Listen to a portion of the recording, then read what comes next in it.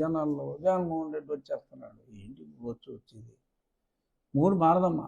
మళ్ళీ వచ్చే ఎలక్షన్లకే 3 మారుతుంది. ప్రస్తుతానికి 3 ఏం మారదు. డెఫినెట్గా పీపుల్స్ పల్స్ అనే ఒక అత్యంత ప్రామాణికాలు పాటించే సంస్థ, దాని అధినేత ఎవరికి బయటికి కనపడ్డు. నాకు చాలా మంచి మిత్రుడు, పేరు కూడా నేను చెప్పను, అతను ఇష్టపడ్డు చెప్తే. మరి ఆయన ఎస్సీ రిజర్వ్ నియోజకవర్గాల్లో, ఎందుకంటే జగన్మోహన్ రెడ్డి గతంలో ఆల్మోస్ట్ 100 to 100 నెగ్గింది. అంటే ఆల్మోస్ట్ ఏదో 1-6 తప్ప అన్నీ నెగ్గింది ఎస్సీ ఎస్టీ స్థానాలు. ఆ స్థానాల్ని పరిశీలిస్తే అంటే అన్నం అంటే బియ్యం అన్నంగా మారిందా లేదా అనటానికి 4 మెతుకులు ముట్టుకుని ఇలా నొక్కితే చాలు, మొత్తం అన్నం అంతా పస నొక్కే అక్కర్లేదు. సో అందుకని ఎస్సీ సీట్లలో ఆయన చేస్తే మరి 29 సీట్లలో 22 తెలుగుదేశం కూటమికి మెజారిటీ వచ్చింది. ఎస్టీలో 7 స్థానాలకు గాను 2 స్థానాలే వచ్చినాయి.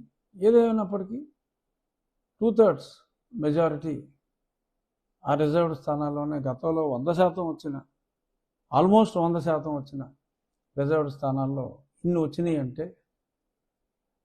ఈ పార్టీ వైఎస్ఆర్ పార్టీ ఎత్తిపోక ఏమవుద్ది? ఏదో మైండ్ గేమ్.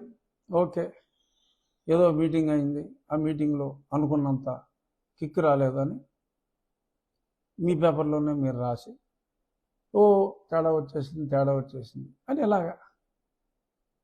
ఓకే, కొన్ని సంఘటనలు జరుగుతాయి, జరిగితే సరి చేసుకుంటారు. సోషల్ మీడియాలో ఈ మధ్యన మోతెక్కిపోయింది.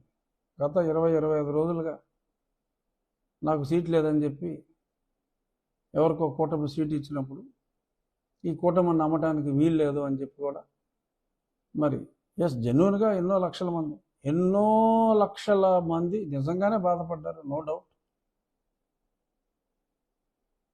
మరి దాన్ని పాలకపక్షం డిఫరెంట్గా వాడుకుంది.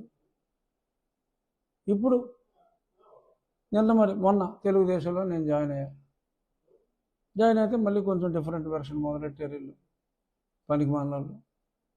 ఆ సబ్జెక్టుకి నెక్స్ట్ వస్తా, చివరిలో ఉంది ఆ సబ్జెక్టు. సో ఈ సర్వేలు, ఈ జగన్మోహన్ రెడ్డి రావటాలు, ఇదంతా ట్రాష్, నమ్మొద్దు.